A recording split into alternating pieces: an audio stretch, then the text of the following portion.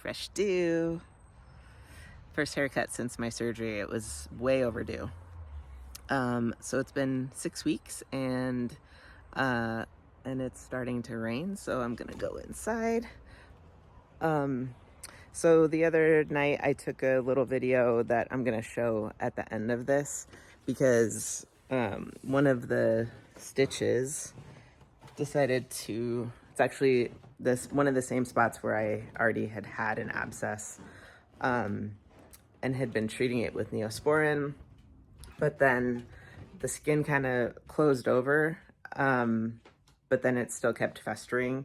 So I had noticed a couple nights ago that there was still fluid underneath, so I had to kind of like open it up and drain it a little bit. And I've never really seen people talking about that, so I decided to document it. It is kind of gross, so I'll give you a warning when I'm done with this part of the video so that if you don't want to watch it, you can just stop. So yeah, 6 weeks. I stopped wearing the abdomen binder during the day, which is great because that was really uncomfortable to have on 24/7. So now I'm gonna just wear it at night while I'm sleeping for probably at least another 2 weeks. And the whole point of that is just to help shape the skin to like stay where you want it to stay after the liposuction. Physical therapy is going well. I actually can get pretty straight up, which is awesome. Even though I can do that, it still is very, very tight, especially like in my sternum area. So I can feel it stretching every time I put my shoulders back and lengthen out my torso. And I think I probably am doing a little bit of stretching of my incision and probably won't have the nicest looking scar, but honestly, I'd rather have mobility, especially being 45. Like my joints and everything are not as limber as they were, so I already have a bad shoulder, and I want to make sure that I can still move after a couple of months. So I am being careful. Like I still can't raise my arms right over my head, even if I wanted to, because it's still too tight. But I'm probably raising them more than is what is recommended. But again, it's for the physical therapy purposes of trying to maintain my mobility.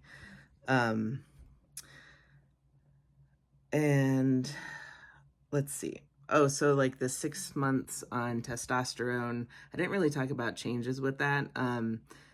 I definitely have noticed my skin getting a lot more greasy, and my the arm hair is kind of filling out a little bit.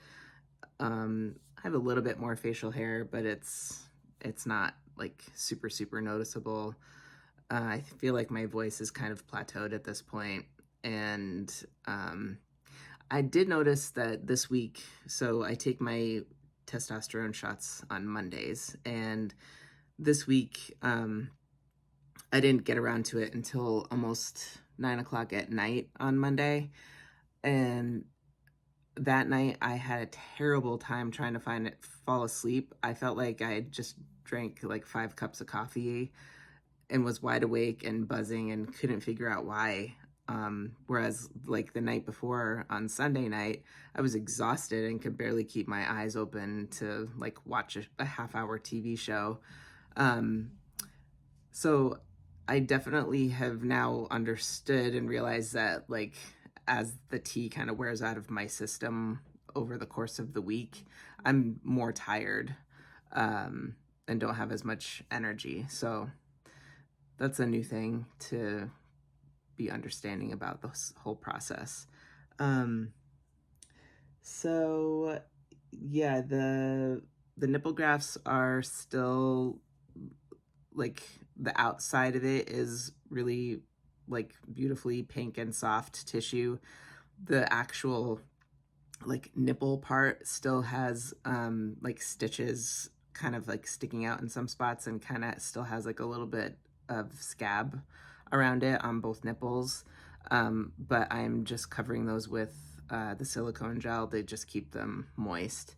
And that's what I'm using on the whole incision at this point, is just the silicone gel.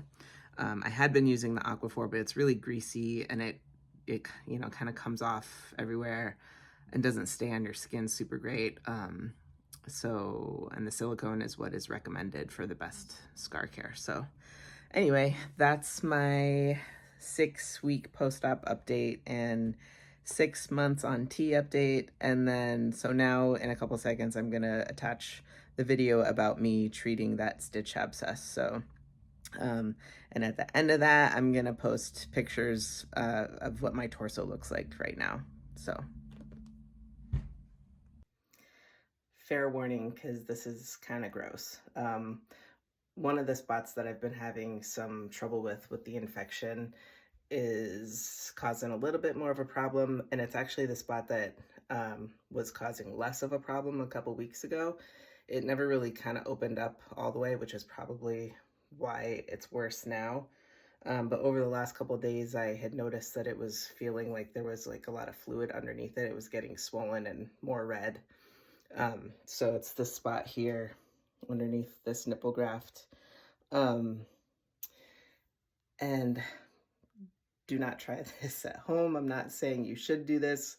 I'm not saying I should have done this, but being an old medical professional, I had a scalpel on hand, and I was able to sterilize it, and I just lanced the skin to let the fluid drain out, and a lot of kind of like bloody-ish stuff came out of that spot, but I could tell that there was more in, so I was kind of like, I took some sterile gauze and I was using that to push on my skin to force the fluid out. And as I was doing that, the stitch actually popped out of the wound. So this, you can kind of see, is like sticking out maybe like not quite a half an inch or so.